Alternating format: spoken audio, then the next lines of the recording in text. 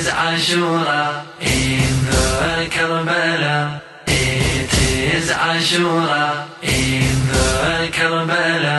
See the pain, see the pain, see the pain, see the pain.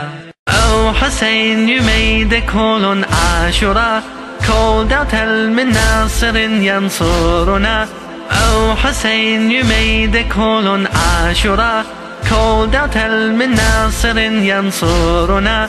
Here we are in answer to you, O Imam, to spread and promote to others pure Islam. Bismillah ar-Rahman ar-Rahim. Alhamdulillahi Rabbil Alameen. والصلاة والسلام على سيدنا وعظيمنا وحبيب قلوبنا وشفيع نفوسنا أبي القاسم محمد اللهم صل على محمد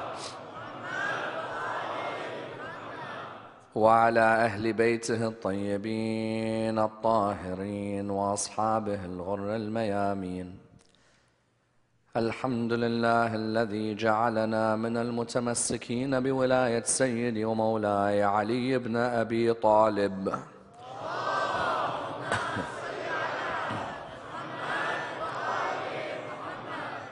الحمد لله الذي هدانا لهذا وما كنا لنهتدي لولا أن هدانا الله. أما بعد، يقول الله في كتابه الكريم: بسم الله الرحمن الرحيم. قل لا أسألكم عليه أجرا إلا المودة في القربى. The first of our salawat in honor of Rasulullah Muhammad sallallahu alayhi wa alihi wa sallam.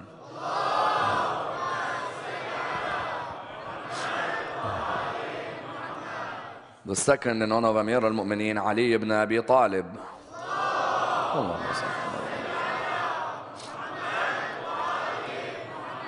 The third with your loudest voices in honor of the Imam of our time, Imam Sahib al-Asr wal-Zaman.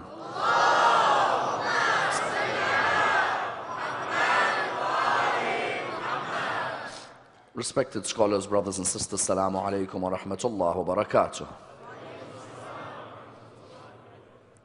Ummulbanin occupies a prominent position within the religion of Islam as being revered as one of the greatest women in Islamic history. A lady whose life has to be examined in depth, for she is a lady from whom many a lesson may be learnt and indeed many an example may be derived.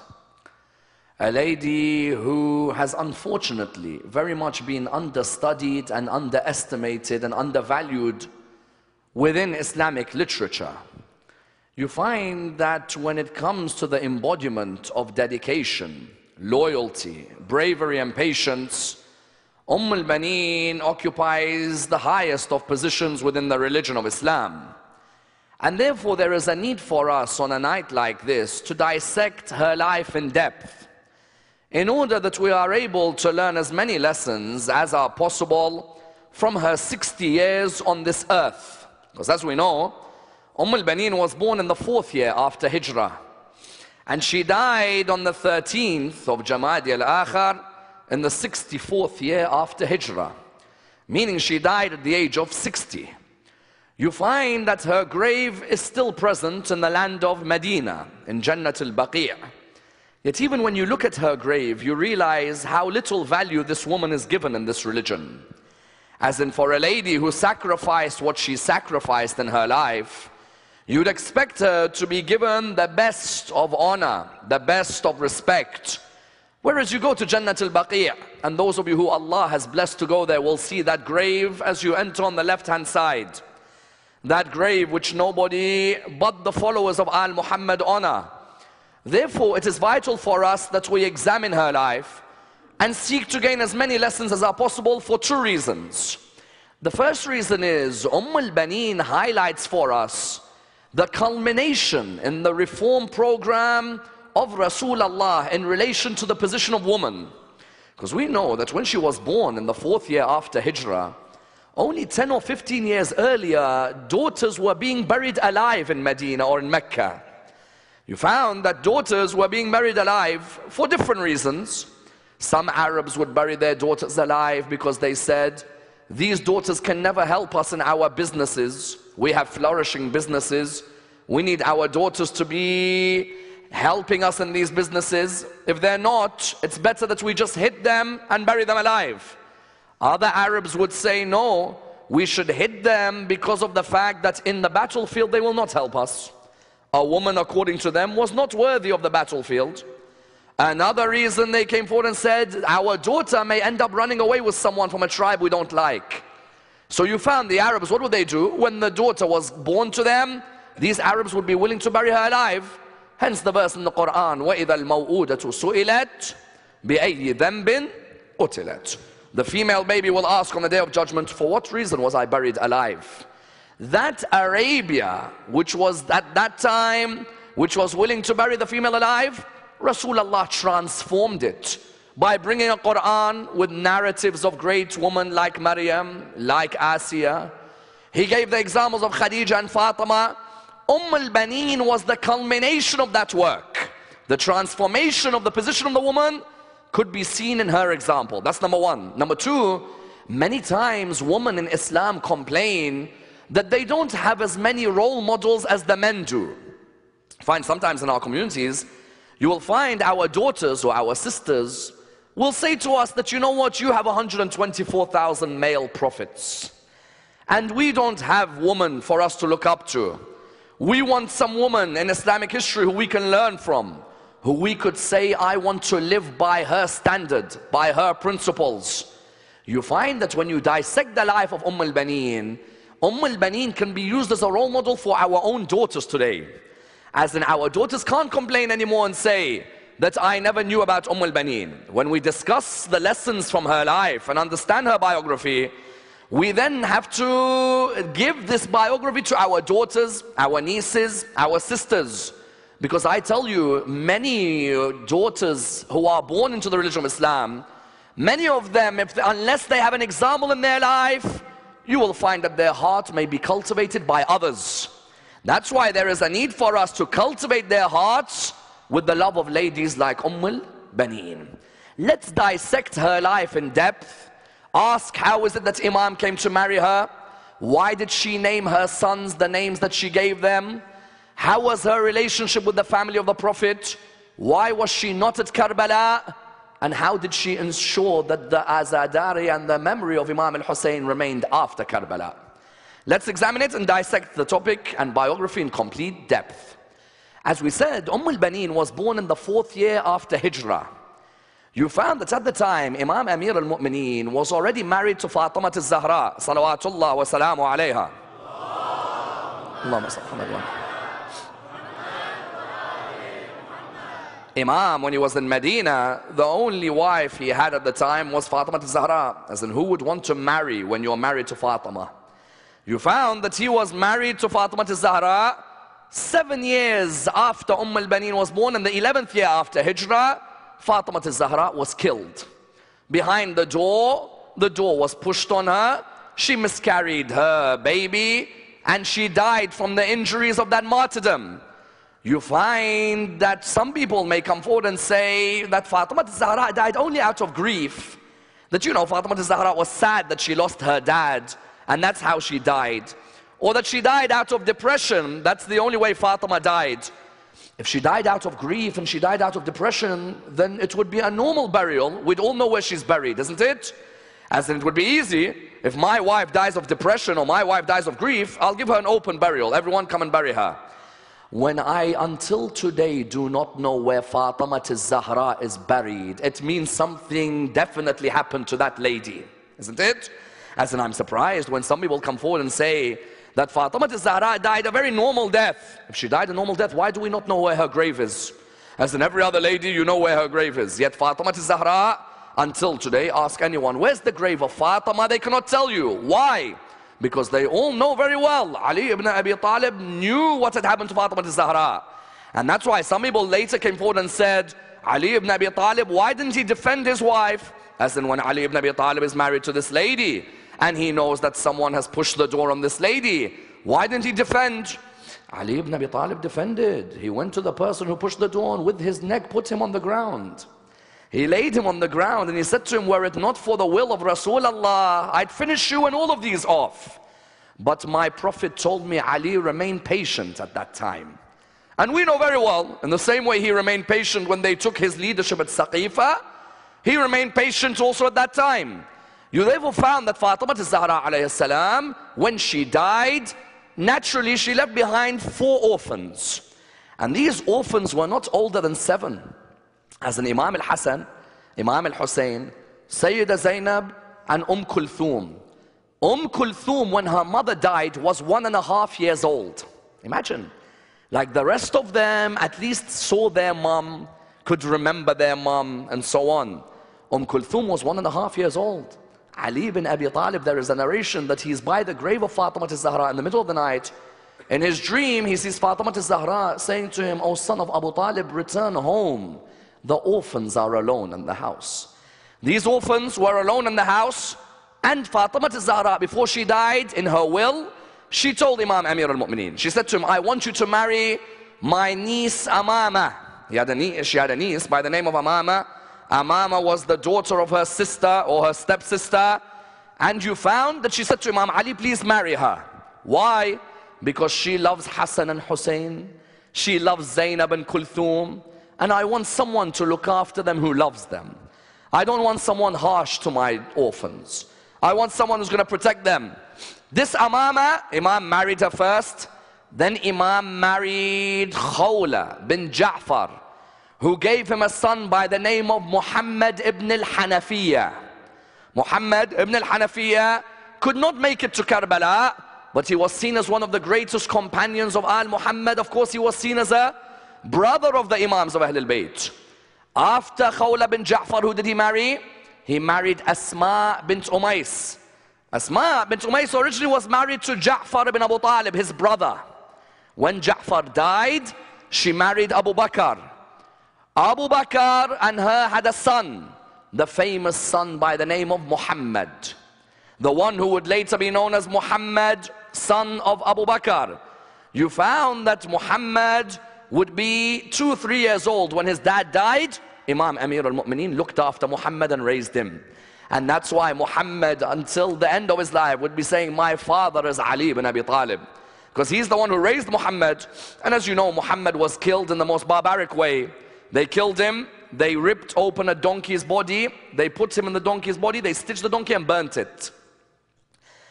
And the irony is, when you read who did it, until today they say, "Radiyallahu an." It's ironic, as in honestly, I don't know which world we live in. Is there a balance scale or there isn't? The killer and the killed, all of them, radiyallahu anhum. The killer and the killed.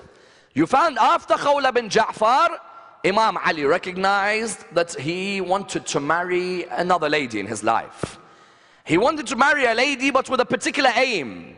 He could see that the way the Islamic empire was going, if Imam al-Hasan and Imam al-Hussein are going to rule one day, or they're going to try, there's going to be certain people who will oppose them, certain people who will try and attack them. So Imam Ali goes to the mosque in Medina, the mosque of his father-in-law. When he enters the mosque in Medina, there used to be 4 men who would sit with prayer mats in front of them. Of these 4 men was his brother Aqil ibn Abu Talib. Aqil would sit there, he's got a prayer mat in front of him.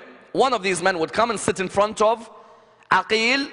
You would find someone would come and say, "Aqil, I want to marry someone." "Who do you want to marry?" "I want to marry someone whose family are known for their akhlaq." So he'd tell them, "Come back in a month." He'd say to them, "I'd want to marry someone who's known for their beauty." Aqil would say, "Come back in a month." That day, it was 9 years after Fatima az-Zahra had died. He came, he said to Aqil, "Oh Aqil, I'm looking to marry someone but with certain attributes." He said to him, "Which attributes?" He said, "I'm looking to marry someone whose ancestors are known for being valiant warriors. They are known for their bravery. And I'm also looking for someone who's not just got ancestors who are valiant. You can have someone whose ancestors are valiant but reckless, isn't it? I want someone who's known for their ancestors being valiant warriors, and for their ancestors being patient, and their ancestors being altruistic, willing to give away from themselves." Aqil said to Imam Ali, He said to him, come back to me in a month and I'll give you the answer. Came back to him in a month. He said to him, I found the perfect wife for you. He said to him, who? He said, Fatima bint Hizam al-Kilabiyah. He looked at him, he said, Fatima bint Hizam al-Kilabiyah. What is special about her lineage? He said, her ancestors are warriors which none can come near. He said, like whom? He said, oh Ali, have you heard in the genealogies a man by the name of Mula'ab al-Asinna? He said, yes, of course. Mula'ab al-Asinna, I know him well. Mula'ab al-Asinna used to have a hobby. He looks for wild animals. Normally a wild animal looks for you.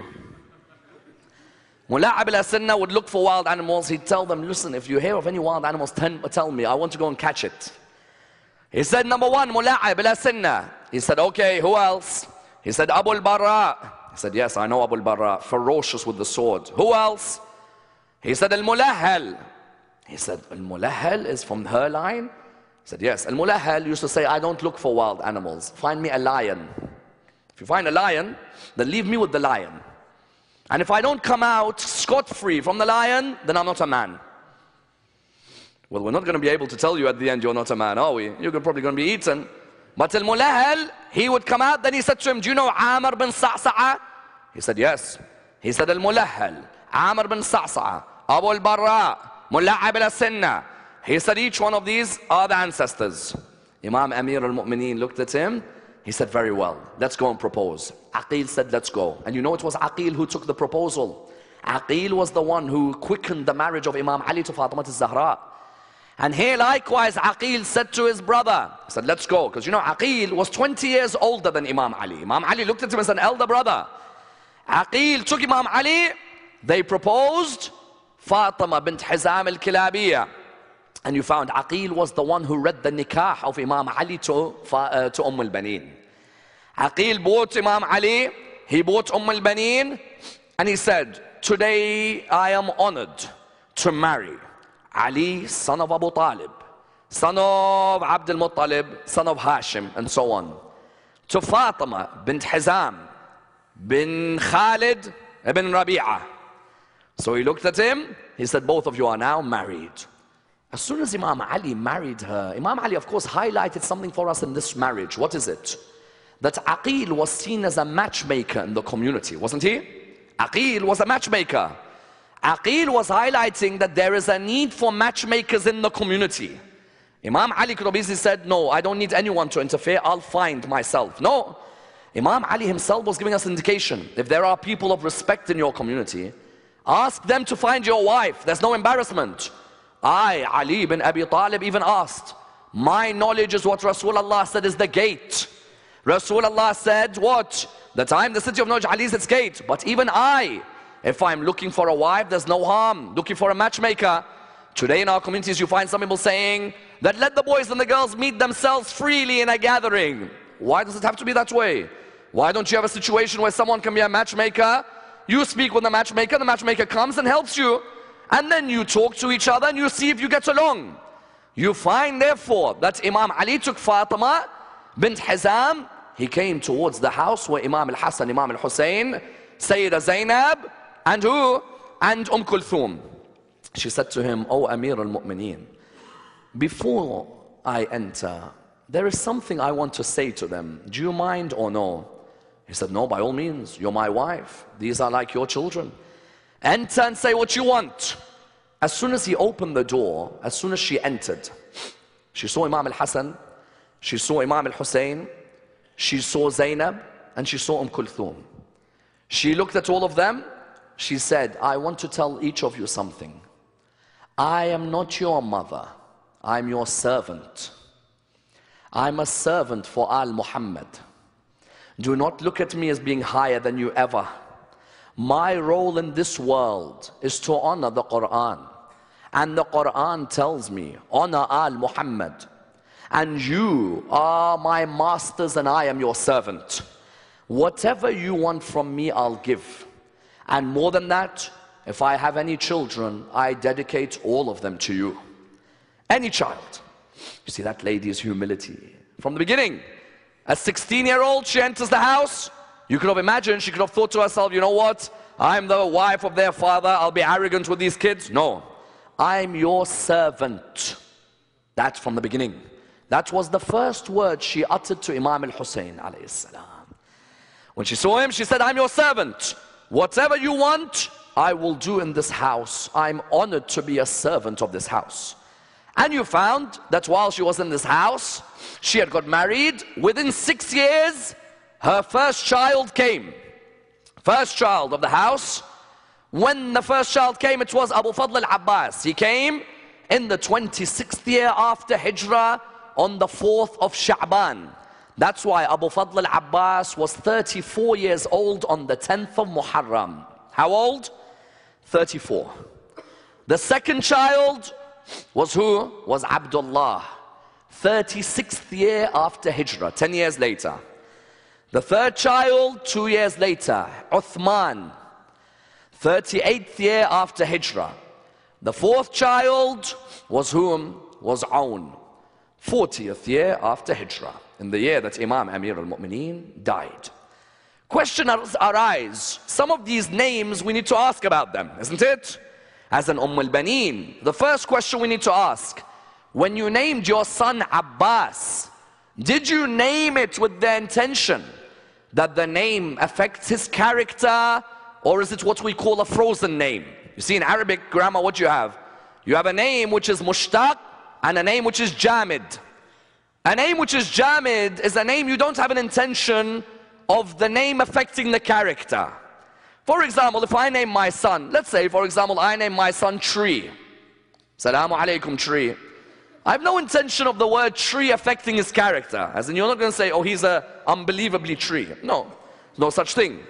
The name is what? Is jamid. I can name also my son Jawad. Jawad means what? Generous. So when I name my son Jawad, I want him to have the name affect him, isn't it? Or I name my son Kareem. Kareem, for example, is benevolent. I want my son, that name to affect him. When Ummulbanin named Abbas, Abbas, was it with the intention that the name is frozen or that it's an attribute? No, it was an attribute. Abbas means the one who frowns at you when he sees you. You find that if you look in the Quran, Bismillah ar-Rahman ar-Rahim, Abasa wa tawalla an ja'ahu al-a'ma. He frowned. Abasa, isn't it? Abasa, Abus, Abbas, Abis. All of these give the indication of someone who frowns when he looks at you. When she gave him the name Abbas, you know what was the niyyah? The niyyah was, I want that when he looks at anyone on the battlefield, he frowns, even his frown gets to their soul. And that's why the Imams of Al-Muhammad would say, Abu Fadl al-Abbas, if he looks at you in the battlefield, your soul feels it, not just your body. Your soul feels, this is someone I don't want to come near. One-on-one, never I want to come near him. Number two, Ummulbanin, why did she name her third son Uthman? Someone may argue that politically in Islamic history there's a difference of opinion between different schools of Islam on Uthman. It's noted that there's a difference of opinion about certain aspects of his caliphate. And he had died 2 years before this Uthman was named. Uthman ibn Affan, third Khalifa, died in 36th year after Hijrah. Banin's son Uthman was born 38th year after Hijrah. Someone could easily say that means Imam Ali named his son after the Khalifa. No. Banin named her son Uthman. Why? After Uthman ibn Mad'un. Imam Ali used to say that in the days of Jahiliyyah before Islam, there were only a few Arabs who used to stay away from alcohol even though they were not Muslim. One of them was Uthman ibn Mad'un. Uthman ibn Mad'un, when Islam came, was the 14th convert to the religion. When Islam came and you found he was the 14th convert, Imam Ali said, I used to love him because he was a man of honor before Islam and after Islam. Alcohol did not touch his body. So Imam Ali and Banin named their son what? They named their son Uthman after Uthman ibn Mad'un. Because even someone else tells me Imam Ali has another son called, or Imam Ali has another son called Omar. Say, how comes he names him Omar? Yes, it's clear. He named him Umar after Umar ibn Muqrin. Umar ibn Muqrin was Salama's son. Imam Ali used to love him. And Imam Ali swore, if I have a son, I'll name him Umar after who? After Umar ibn Muqrin. Therefore, when you find some people today coming and saying, you named your sons Umar, you named your sons Uthman. No, Umar is after Umar ibn Muqrin. Uthman is after Uthman bin Mad'un. And as the poet says, you blame us about the names that we don't name. How about the question, why did your not caliphs mention the names of Hassan and Hussein as their sons? Anyway, so what you find is that you find that Ummulbanin had these 4 sons with Amir al-Mu'mineen. When they had these 4 sons, the first son was Abbas. When she gave birth to Abu Fadl, the narrations mention, as soon as she gave birth to him, Imam al-Hassan, Imam al-Hussein, Sayyidah Zainab, Kulthum all entered. When they all entered, the narrations mention that she gave Abbas to Abu Abdullah al-Hussein. As soon as Abu Abdullah took Abbas, the narrations mention that Abu Abdullah, as soon as he took Abu Fadl al-Abbas opened his eyes, and the first eyes he saw was Abu Abdullah. First eyes he saw were the eyes of Abu Abdullah. And then when Abu Abdullah finished with the young Abbas, with the baby, he gave it to Sayyidah Zainab. And Sayyidah Zainab then picked up Abu Fadl al-Abbas and she started moving Abu Fadl, oh Zainab, on the 10th of Muharram. She started moving Abu Fadl, she took Abu Fadl and started moving him. So what did you find? You found that Abu Fadl from that young age, the closeness was with all of them, but especially Zainab and Hussein. And I want you all of you tonight to remember this line. His eyes first opened looking at Hussein. At the end, you know where I'm going to go. What then happened was, so he was brought up in the house. Ummulbanin brought up Abu Fadl, and she'd always tell him, if Abu Abdullah is ever thirsty, you have to give him water. You. My son Abbas, I expect from you to look after Hussein.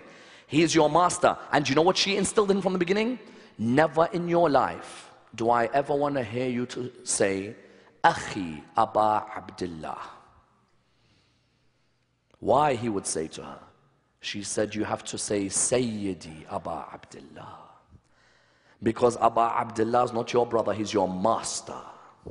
Never do I ever want to hear you say, Akhi. And that's why until the last moments on the 10th of Muharram, he would say, Sayyidi Abu Abdullah. You therefore find what? You found that this close affiliation, Imam Ali would see Hussein, Abbas, Hassan. Imam Ali, 10 years, 11 years after Abu Fadl al-Abbas was born, Imam Ali faced one of the major crises in his caliphate, the Battle of Siffin. And at that battle, Ummulbanin, you know what she said to Imam Ali?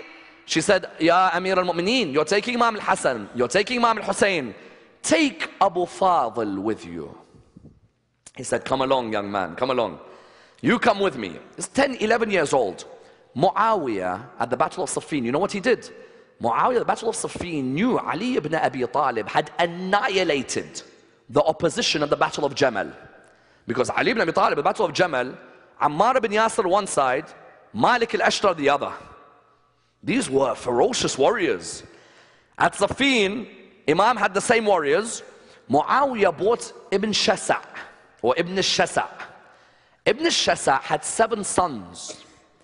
And this Ibn al-Shasa', Muawiyah had said to him, listen, Ali, son of Abu Talib, you think you can face him one-on-one? He said, forget face him one-on-one. My sons will finish Ali ibn Abi Talib off. So he looked at him, he said, very well, bring all of your sons. He came, he had 7 sons. And he looked at the opposition army on the day of Siffin. And he looked at them and he said, each one of you, you think you can come near me or my sons? Where's the son of Abu Talib? Let him come out and fight. And you know in the Battle of Siffin, the first man to want to come out and fight, but he had to be stopped by Imam Ali, was Imam al-Hassan. Imam Ali said to him, wait. Imam al-Hassan looked at his father, he said, I'll finish them by myself. Let me out on all of them. Imam al-Hassan, as a warrior, is a ferocious warrior. But history meant that he wasn't necessarily able to show that in the war. Imam al-Hassan, Imam Ali told him, listen, after me, you've got to be leading this religion. Stay here. And Imam al-Hassan held back. Ibn Shasa' said, Ali, son of Abu Talib, come out, fight me. Imam Ali looked around he saw Abbas. And Abbas was 10, 11 at the time. He said to him, young man, are you ready? He said to him, Dad, I'm ready. He said, very well, put on your mask. So he puts on his mask. He says to him, now you go out. They're going to think that you're me. Number one, because of your height. Remember, Mula'ab al-Asinna, Abu al-Barra, Amr bin Sa'sa, these were all tall men. He took the height from his mum's side. Because sometimes people say, how could he be on a horse and his feet touch the ground? You see his mum's ancestry. Imam Ali didn't just say to Aqil, find me people, 6 foot, 6'1". I want you to find me men who, when you look at them, you're like, that's a man. That's a soldier. Of course, not being that tall does not mean you're not a man. No, of course. But you find that he said to them, at that moment, what did he say? He said, Abbas, get ready. Abbas put the mask on. He came out on the battlefield. Ibn Shasa said, son number one, go and finish him. Son number one, finished. Son number two, go finish him. Finished. 3, 4, 5, 6, 7. He then looked, he said, very well, you've killed my sons, O Ali, then I have to kill you.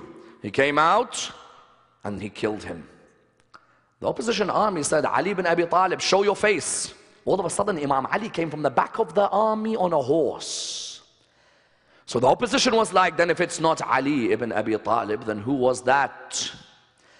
And Imam Ali had told Abbas, he said to him, Abbas, do not tell anyone who you are until I give you permission. So he looked at him, he turned around to his dad, he said, Dad, shall I say who am I? He said, no, don't say. They said, name yourself. Don't say. Name yourself. He turned around to his dad said, tell them who you are. He removes the mask slowly and he says, Ana Qamar Bani Hashim, Abu Fadl al-Abbas. I'm the moon of Bani Hashim, Abu Fadl al-Abbas. Their reply was fascinating because these guys would have poetry in the battlefield. Even in Karbala, you'd exchange poetry.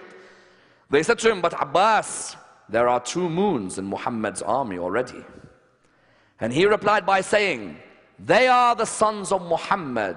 I am the son of Ali. It's the role of the sons of Muhammad to protect the sons of Ali. It's the roles of the sons of Ali to protect the sons of Muhammad. Then he said, I am the hands and they are the eyes. It's the role of the hands to protect the eyes. You therefore found Abu Fadl introduced himself in that battle.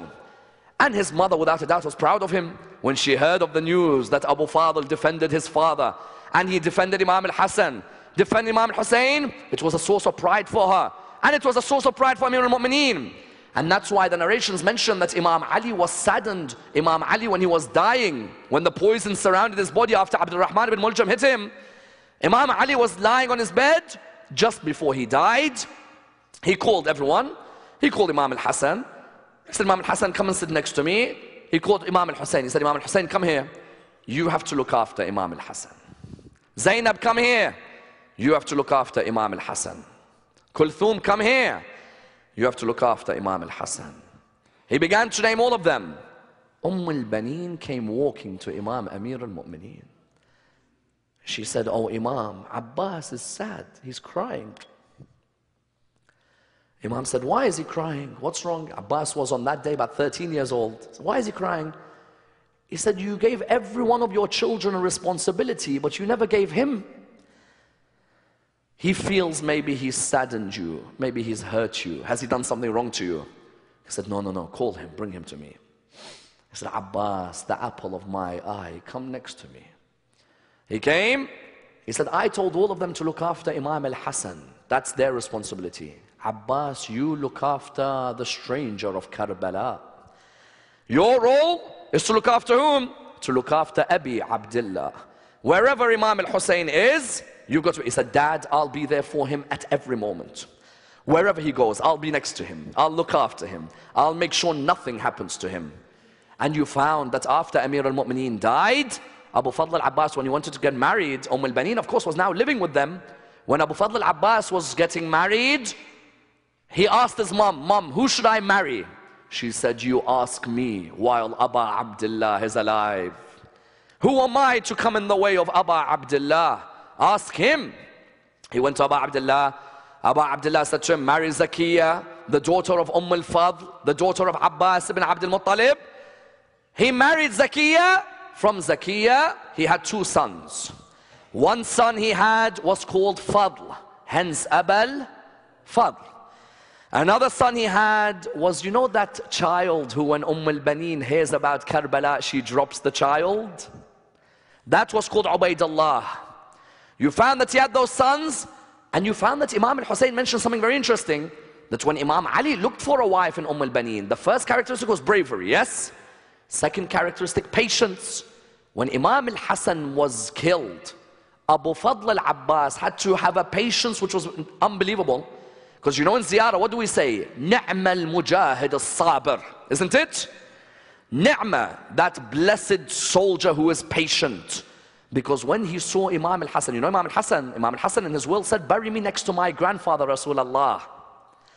But certain people, because of their jealousy of Imam al-Hassan, they ordered Imam al-Hassan's grave to be taken away from his grandfather and for arrows to be launched on the grave of Imam al-Hassan. Abu Fadl al-Abbas, you know when he saw this? Abu Fadl al-Abbas straight away when he saw this, he told Imam al-Hussein, leave me against them, each one of them. Imam al-Hussein looked at him, he said, Abu Fadl, you are a man of patience. You have that from your mother, there'll be a day when I'll let you go. But today, remain patient. That was number two. Number three, he wanted the altruism from Ummulbanin. Sometimes we don't realize the importance of our mothers and the characteristics we inherit from them, isn't it? You found Ummulbanin had altruism. She'd give herself away so that Hussein remains in blessed peace. Isn't it? You found that Imam Zayn al-Abidin salawatullah wa salamu alayh. Allahumma salli. Imam Zayn al-Abidin says, Rahimallah ammi al-Abbas. Laqad athara wa fada wa wasa akhahu bi nafsih. فأعطاه الله جناحين عوض يديه كما صنع لجعفر ibn Abi Talib. Listen to the words of Imam Zayn al-Abidin about the altruism of Abu Fadl al-Abbas. He says, Allah has placed mercy on Abu Fadl al-Abbas, for he sacrificed and he gave away and he gave his life in honor of his brother. So Allah gave him wings instead of his hands, like he gave to Ja'far ibn Abu Talib. Notice, what does the hadith say? Athara wa fada wa wasa akhahu bi nafsih. Do you know what bi nafsih means? Bi nafsih means that he sacrificed by giving his self away to his brother. Ala nafsih. Had the hadith said ala nafsih. Ala nafsih means, you know what, my brother, I'm willing to send my sons for you. Bi nafsih means not my sons, I'm willing to die for you. If it means then my body has to go. So Imam Zayn al-Abidin said, Allah, because of Abu Fadl al-Abbas' sacrifice, Allah gave Abu Fadl al-Abbas wings instead of the hands that he lost, like he gave to Ja'far ibn Abu Talib, his uncle. Ja'far, the brother of Imam Ali, died in the battle of Mu'tah. In the battle of Mu'tah, Ja'far, Zayd and Abdullah ibn Rawaha, they were killed in that battle on the borders of Jordan. When they were killed, Ja'far, do you know how he was killed? The uncle of Abu Fadl al-Abbas, and this is how history repeats itself. Ja'far, how was he killed? They came, he was fighting, they cut his right hand. When they cut his right hand, he tried to hold the flag in his left hand. They cut his left hand. So then he tried to hold the flag with what was left until they killed him. When Asma heard Ja'far had been killed, she became sad. Rasulullah said, do not worry, O Asma. Ja'far ibn Abu Talib, in the heavens, Allah has replaced his hands with wings. Hands with wings, does it mean that Ja'far flies like an angel? No. In Arabian poetry, the angels are majestic. So Imam Zayn al-Abidin was saying that when we say Ja'far flies with wings, it means because of the sacrifice he gave in this world, Allah wanted his majesty to be even higher than the angels of the heavens. Not that Ja'far was flying, no, but that wings indicate majesty. Likewise, because of the hands Abu Fadl gave away, you would find that Abu Fadl, the narrations mentioned to us, Allah replaced his hands with wings. Ummulbanin, therefore, having seen Imam al-Hasan killed, seen Imam Ali killed, now sees Abi Abdullah al-Hussein about to leave Medina. Why doesn't she go with them to Karbala? One opinion is, Abu Abdullah had a daughter called Fatima al-Sughra. This Sughra was ill. She couldn't make it to Karbala. And this Sughra would bid farewell. Oh, my uncle Abbas, I can't wait to see you when you come back. Oh, my uncle Ali, oh, my brother Ali al-Akbar, I can't wait to see you. She expected all of them to return. Ummulbanin, what did she do? Ummulbanin stayed behind. When she stayed behind, the narrations mention that she stayed behind. She looked after Sughra, and she also looked after Abu Fadl al-Abbas's kids, which he had from his wife Zakiyah. That child, Ubaidullah, as a grandma, she said, I'll stay behind. I'll look after your children. And Abu Abdullah was leaving Medina, and she looked in the eyes of Abu Fadl. And she said to him, Abu Fadl, look after him, protect him. This man, I always think of his mother, Fatima. How Ummulbanin? You see, we said her name was Fatima. Now we're saying her name is Ummulbanin. She's the one who told Imam Ali, change my name from Fatima to Ummulbanin. Imam Ali said to her, why? She said, whenever I hear you say Fatima, I see tears come down. And I can't bear to hurt you. So call me Ummulbanin. Ummulbanin means the mother of the sons. She told Abbas, she told Ja'far, she told Uthman, she told Abdullah, look after Abi Abdullah. Protect him. And also look after Sayyida Zainab. Don't let anyone touch Zainab. Look after Kulthum. I've seen them since they were kids. I can't bear to hear that anyone's hurt them. And those warriors went out towards Karbala. Ummulbanin remaining behind in Medina. After the 10th of Muharram, she kept on waiting and waiting. She was wondering, is there any news from Karbala? She would say. She'd keep saying, does anybody have any news from Karbala? People say, we don't know anything. Any news from Karbala? We have not heard anything. Any news from Karbala? There is no news from Karbala. If you ever find out what's happened at Karbala, tell me. Until Bishr ibn Hadlam came to Medina. When he was in Medina, he called out, we have news from Karbala. Which news? Which news do you have from Karbala? Everyone gathered. He said, we have news about martyrdoms at Karbala. People have died. All of a sudden she said, tell me about Abu Abdullah al-Hussein. What's the news about him? Notice, who does she ask about first, brothers and sisters? She first asks, tell me about Abu Abdullah. Ummulbanin, why don't you ask about Abu Fadl? Because Hussein has no mother to cry for him.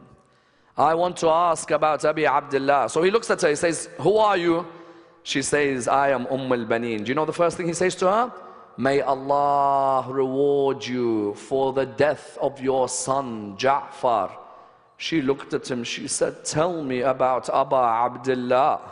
He said to her, may Allah reward you for the death of your son, Abdullah. She said, tell me about Abu Abdullah. Said, may Allah reward you over the death of your son, Uthman. She said, tell me about Abu Abdullah. Then that line that hurts the most. He looked at her, he said, may Allah reward you over the death of your son, Abbas. She dropped the child of Abu Fadl on the ground. There was a pain in her. She fell down on the ground. She then looked up. She said, I beg you, tell me about Abu Abdullah. Ummulbanin, Abbas is dead. No, my life is Abu Abdullah. My sacrifice is Abu Abdullah. The man then told her about Abu Abdullah. You know the house, the first house she went to? She went to the house of Sayyida Zainab. She knocked at the door. She knocked at the door. When she knocked at the door, the narrations, what do they mention? The narrations mention that when she knocked at the door, Bibi Fadda answered. May Allah allow you the ziyarah next to Fadda, the servant of Al Muhammad. Bibi Fadda answered. Bibi Zainab had said to Bibi Fadda, don't let anyone enter our house. Keep this for the family. As soon as Bibi Zainab knocked at the door, as soon as Ummulbanin knocked at the door, Bibi Fadla came to Bibi Zainab. She said, it's Ummulbanin. She said, tell her to come in quickly. She is the family. And they began to embrace each other. Zainab saying to her, may Allah reward you about Abu Fadl al-Abbas.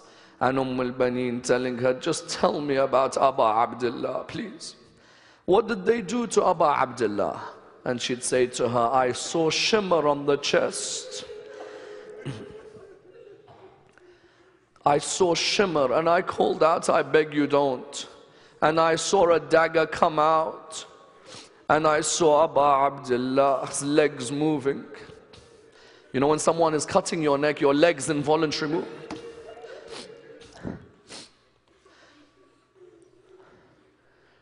She said to her, I saw shimmer sitting on the chest of Aba Abdullah. Ummulbanin was crying and crying. And you know what the narrations mention? Please listen to this point. The narrations mention, after she heard the news, she began reciting majalis in honor of Imam al-Hussein. She began reciting poetry in honor of Imam al-Hussein. Brothers and sisters, never ever stop ensuring that the majalis of Al-Muhammad continue, because that's your sacrifice for Ummulbanin. Never stop the matam in honor of Al-Muhammad. Don't stop any of the azadari. Anyone who tells you that you should stop, never, keep going.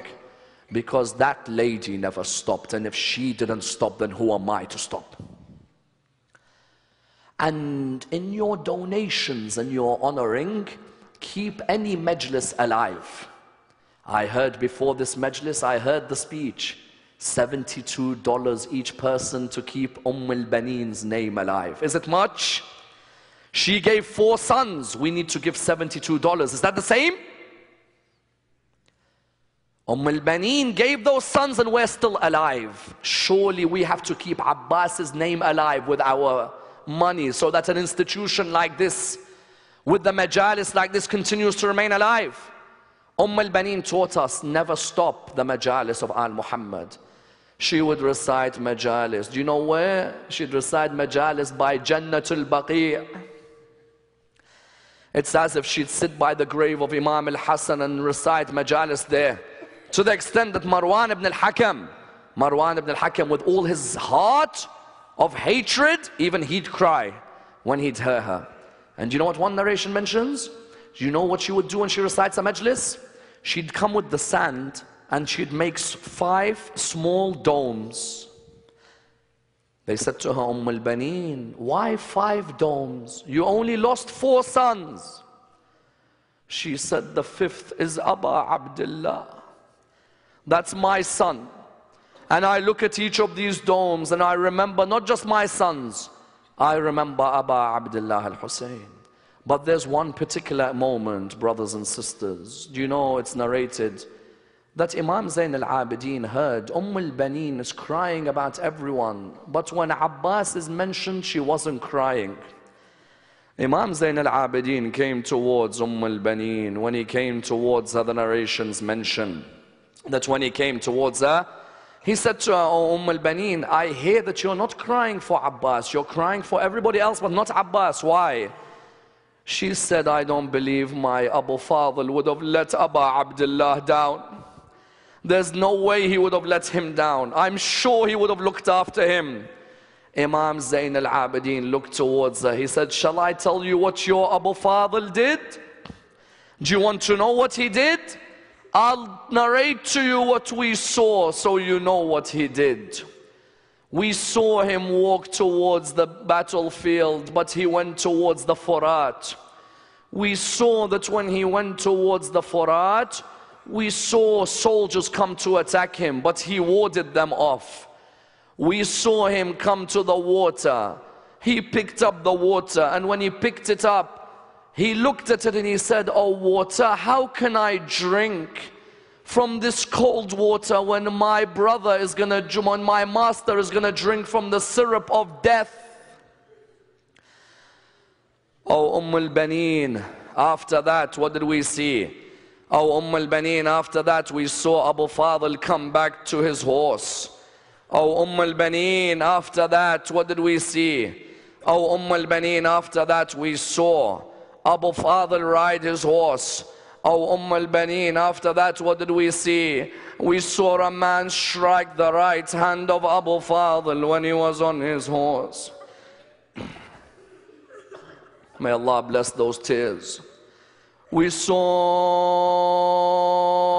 a man strike the right hand of Abu Fadl when he was on his horse. Oh Ummulbanin, your son tried to hold on to the flag with his left hand, but oh Ummulbanin, they struck his left hand as well. Ayatollah al-Nayini narrates, I gave the majlis of Abu Fadl al-Abbas at Karbala. He said, after I gave the majlis of Abu Fadl al-Abbas, I went home, and when I went home, I went to sleep, and in my dream I saw Fatima al-Zahra. When I saw Fatima al-Zahra, he says, I saw her crying and crying and crying. I said to her, oh my lady, have I made a mistake in the majlis? Have I made a mistake? She said, no, you haven't. He said to her, then, oh my lady Fatima, why do you cry? Why do you cry? Why do you cry? She said, oh Ayatollah al-Nayini, I cry because I remembered Abu Fadl al-Abbas when I heard you recite. Oh Fatima, if you are with us tonight. Oh Fatima, if you are with us tonight, answer our prayers. Oh Imam Sahib al-Zaman, if you are with us tonight, I ask you to give us patience when we remember Abu Fadl. She said to him, but oh Ayatollah al-Nayini, I want you, whenever you recite the Masa'ib of Abu Fadl al-Abbas, to remember one line in particular. He said to her, what is it, my lady? She said, normally when someone is on a horse,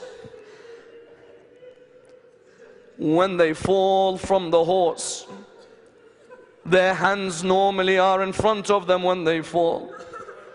My Abu Fadl, when he fell from the horse, he fell on the ground without any hands to protect him as he fell.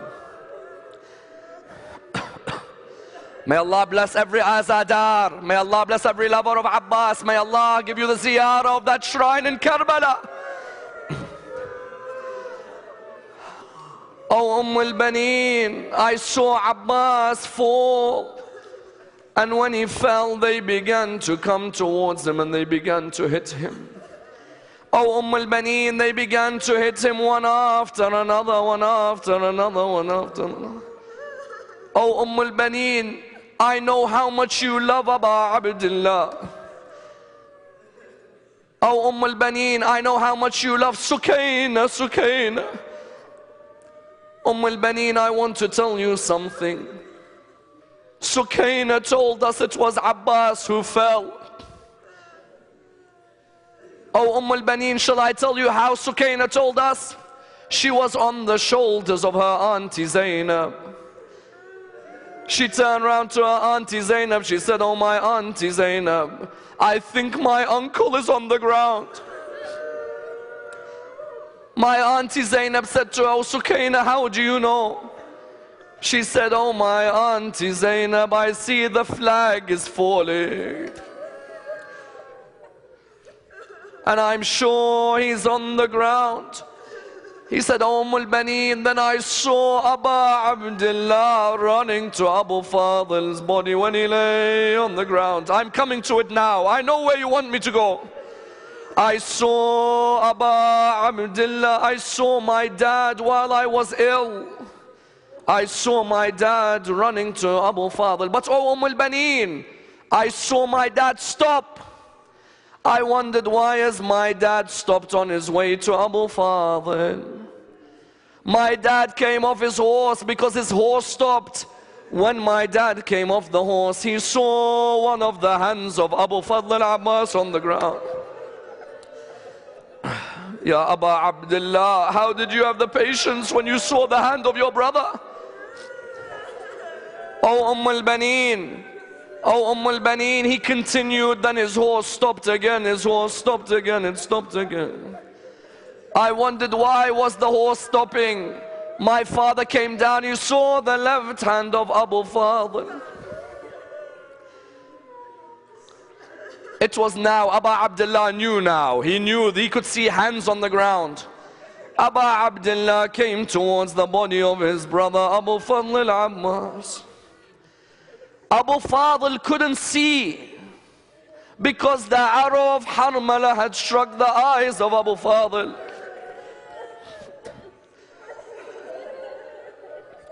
Imagine you saw your brother without any hands and you then see that his eyes are blood.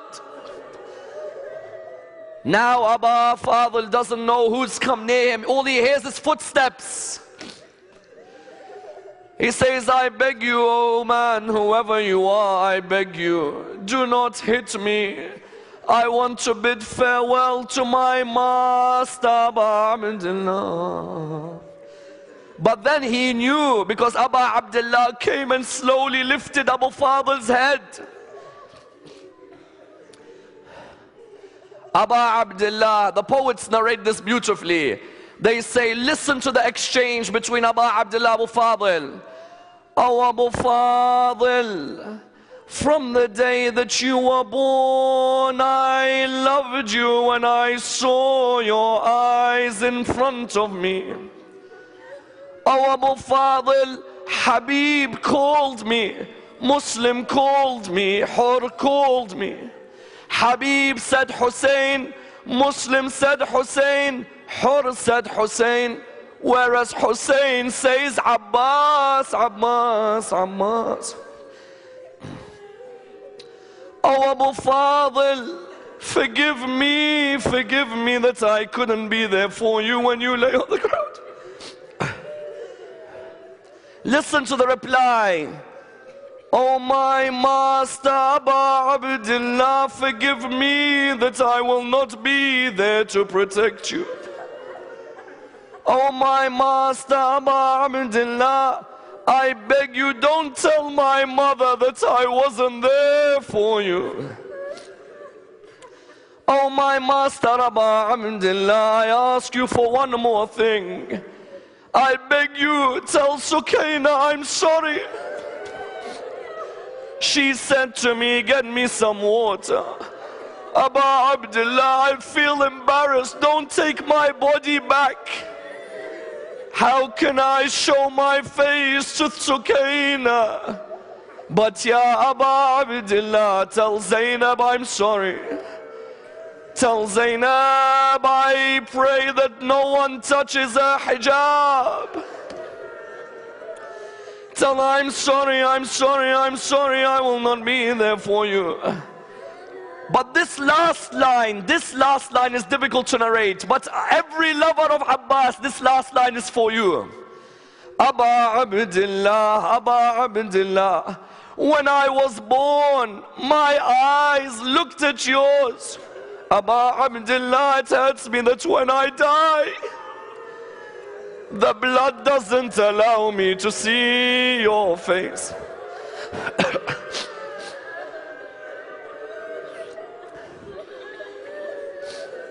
MashaAllah. He then moved his head from the lap of Hussein. Ya Abbas, he looked at him and he said, oh Abbas, why do you remove your head from my lap? Listen to the line. Ya Abu Abdullah, I remove my head because now my head is on your lap, whereas in a few moments, where will your head be, Ya Abu Abdullah? I say to him, Ya Abbas, I say to him, Ya Abbas, had you seen Shimr sitting on the chest of Abi Abdullah? It's as if when Shimr was on the chest, Zainab called out, Abbas, Abbas, Abbas. Abu Abdullah left his body because that was his request. Do you know when they returned to Karbala, then after Karbala they went to Medina, the narrations mention that in Medina, when Ummulbanin heard the way Imam Zayn al-Abidin described it, Ummulbanin, the narrations mention there were 5 women who ordered that all the roofs from their houses are removed. Layla, Rabab, Zainab, Ramla and Ummulbanin. A man came towards Ummulbanin. He came to Layla, he came to Rabab, he came towards Zainab, and he came to Ramla. He said to them, why is it you want your roofs removed from the top of the house? Listen to Ummulbanin's reply. She said, how can I have a roof covering me from the sun when Abu Abdullah's body was burnt by that same sun?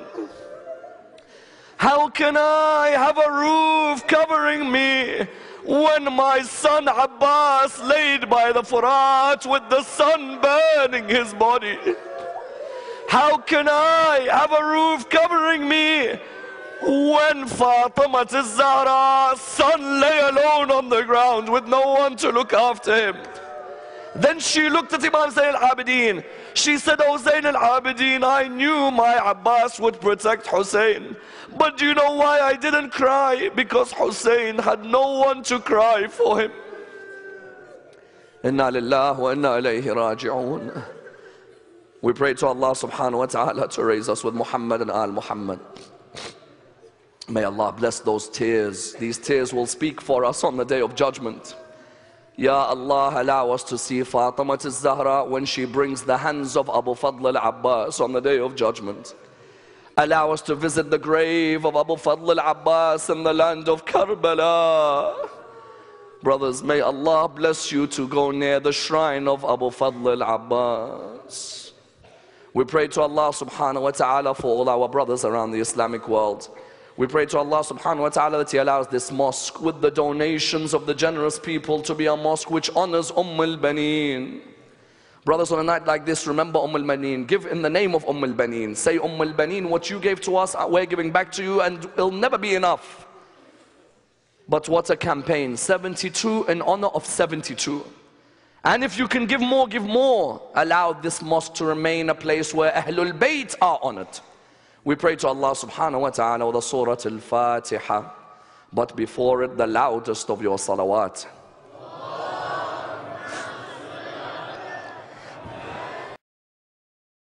Lovers of the holy house, sound our claim, emulating their example, our aim. Lovers of the holy house, sound our claim, emulating their example, our aim. Living like Ali and struggling like Hussein is the key if paradise we wish to gain. See the pain, see the pain, see the pain, see the pain.